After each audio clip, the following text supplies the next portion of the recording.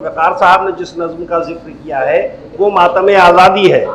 وہ ماتم آزادی ہے. ہندوستان کی آزادی کے لیے جوش صاحب نے بڑی جدوجہد کی, بڑی لڑائیاں لڑیں اور بڑا کلام ان کا اس پہ بھرا پڑا ہے. مگر جب ہندوستان آزاد ہو گیا تو اس سے ان کو مایوسی ہوئی کہ آزادی کے بعد جس سینیریو کو بننا چاہیے تھا, جیسا ہندوستان بننا چاہیے تھا ویسا نہیں بنا. تو اس سے متاثر ہو کہ انہوں نے ایک نظم ماتم آزادی کہی تھی. اے ہم نشیں فسانہ ہندوستان پوچھ, اے ہم نشیں فسانہ ہندوستان پوچھ, روداد جام بخشیے پیرے مغان پوچھ, بربت سے کیوں بلند ہوئی ہے فغان پوچھ, کیوں باغ پر محیط ہے ابر خزان پوچھ, کیا کیا نہ گل کھلے روش فیض عام سے, کانٹے پڑے زبان پر پھولوں کے نام سے. گم ہو گئی شمیم جو ٹھنڈی ہوا چلی, شاخیں ہوئیں دو نیم جو بادے صبا چلی, انگریز نے وہ چال بفکر و دغا چلی, برپا ہوئی برات کے گھر میں چلا چلی, خونے چمن بہار کے آتے ہی بہ گیا, اترا جو طوق اور بھی دم گھٹ کے رہ گیا. جھومی گھٹا فضا شررانیز ہو گئی, کھولی خوشی نے زلف غم انگیز ہو گئی, مچلی نسیم عقل جنو خیز ہو گئی, سائے میں دھوپ اور بھی کچھ تیز ہو گئی, پارا چلیں جو سرد ہوائیں تو چڑھ گیا, گرما ہوا تو درد جگر اور بڑھ گیا. واہ واہ واہ واہ واہ. ایک دل نشیں کلی جو سرے باغ کھل گئی, تو خاک میں لطافت گلزار مل گئی, پہنی قبائے نرم تو جلد اور چھل گئی, ٹھہرا جو دل تو صبر کی بنیاد ہل گئی, شبنم ادھر گہر ورقے گل پجڑ گئی, گلزار زندگی پہ ادھر اوس پڑ گئی. وقار صاحب دہلی کے لال قلعے کے مشاعرے میں جو بہت تاریخی مشاعرہ تھا اور 15 اگست کو ہمیشہ منعقد کیا جاتا تھا, اس مشاعرے میں حکمراں طبقے کے سبھی لوگ شامل ہوتے تھے, یہاں تک کہ پنڈت نہرو بھی اس مشاعرے میں تھے. اور اس مشاعرے کی ایک تصویر میرے پاس محفوظ ہے جس میں پنڈت نہرو کے سامنے ایک ایسی ڈیسک رکھی ہے اور بہت حیرت سے وہ جوش صاحب کو دیکھ رہے ہیں, اور جوش صاحب وہ نظم پڑھ رہے ہیں. اور اس نظم کے بعد پنڈت نہرو نے جوش صاحب سے کہا کہ جوش صاحب ایسی نظمیں نہ پڑھا کیجئے, پٹیل اسے پسند نہیں کرتے ہیں. آزادی سے پہلے والا جوش ہے, شاعر انقلاب ہے, اور آزادی کے بعد وہ مکمل ایک شکایت ہے.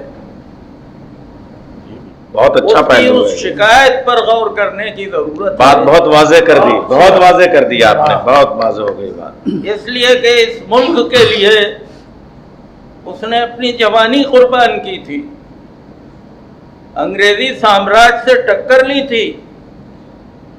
پنڈت جواہر لال نہرو اور گاندھی جی کے شانے سے شانہ ملا کر انگریز کے خلاف جنگ کی تھی.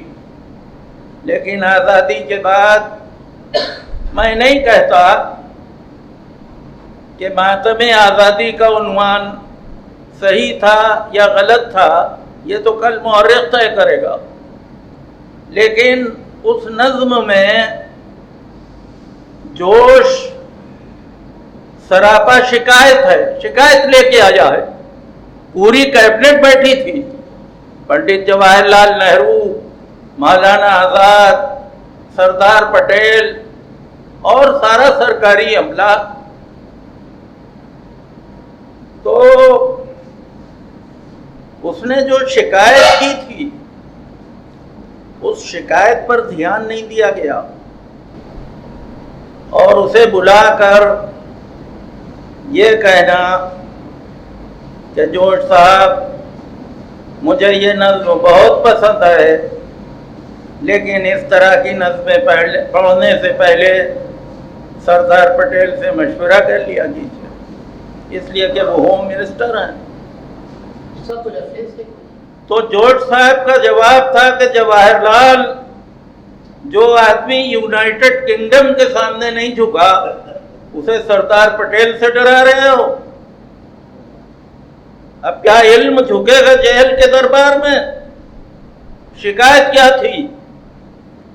ارباب اقتدار کا اللہ ہے کمال, دیکھو تو سر بلند टटोलो तो पायमाल, आहा, और कालों के आरिज़ों पे है गोरों के खत्तो खाल। भारत का रंग रूप है ब्रिटिश की चाल ढाल, हाथों में फूल जेब में ढेले लिए हुए, सारी गुरु की शान है चेले लिए हुए। अंग्रेज गुरु वाह, के वाह। सब चेले बैठे। ये शिकायत थी। शादी हुई तो गम के खजाने लुटा दिए, दूल्हा बने तो शर्म के पर्दे उठा दिए, मेहंदी लगी तो खून के दरिया बहा दिए, वाह, कुछ वाह, यूं वाह। दिए जलाए कि दिल ही बुझा दिए।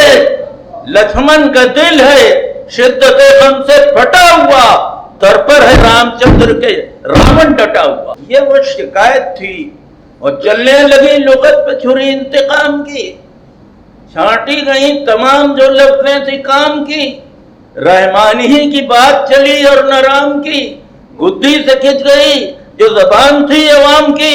हैवान बौखला गए, मुंह खोलने लगे, इंसान बोलियां वो नहीं बोले। नहीं बोलने